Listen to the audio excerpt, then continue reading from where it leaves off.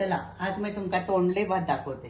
इकडे मी 2 छोट्या वाटे कोलम तांदूळ घेतले, ते स्वच्छ धुवून घेतले। इकडे तोंडले घेतले, ती अशा प्रकारे उभी चिरून घ्यायची पातळ पातळ। इकडे गोडो मसालो 2 ते 3 चमचे। इकडे खडे मसाले 2 तमालपत्र, थोडासा दालचिनी, लवंग, 2 वेलच्या आणि थोडीशी मिरी। इकडे 1 चमचो हळद, 1 चमचो लाल तिखट, थोडीशी चवीसाठी साखर, 2 ओल्या मिरच्या चिरून, इकडे कोथिंबीर आणि वरती घालण्यासाठी खोबरा। इथे फोडणीसाठी जिरा, राई, हिंग आणि कढीपत्ता। आता आपण फोडणी करून घेऊया। त्यासाठी मी कुकरचा पॅन ठेवलाय, कारण आपण कुकरमध्ये ह्यो तोंडले भात करतलो आणि त्याच्यामध्ये घातले 2 चमचे तेल। आता इकडे 2 छोटे वाटे तांदूळ म्हणून इकडे 4 छोटे वाटे पाणी आपण उकळत ठेवूया। तोपर्यंत आपण इकडे फोडणीसाठी ही राई, हिंग, जिरा आणि कढीपत्ता घालायची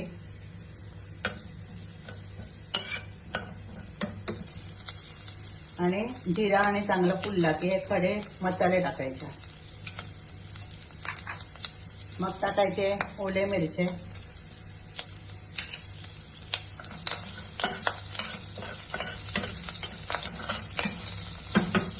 आणि हे पेंडली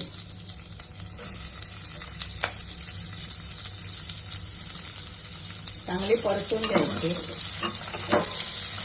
आणि थोडासा पाण्याचा हक्क मारून शिजवून द्यायचं।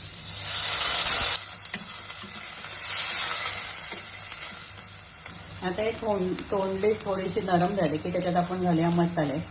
इकडे 1 चमचा हळद, 1 चमचा लाल तिखट, मग हे गोडो मसालो 2-3 चमचे, चवीसाठी साखर आणि मीठ।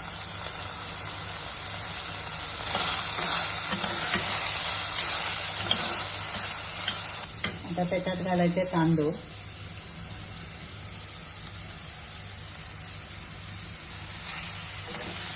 चांगलं परतून घ्यायचं। आणि आता इकडे आपण मागे पाणी उकळत ठेवलं होतं, त्या पाणी चांगला उकळलं की आता ह्याच्यात ओतूया।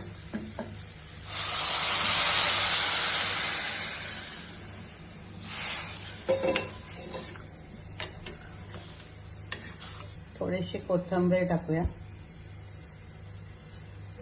आणि 1 चमचो साजूक तूप ढवळायचा आणि कुकरचा झाकण लावून 3 शिट्ट्या काढून घ्यायची। आता कुकर थंड झालं, आता आपण उघडून बघूया।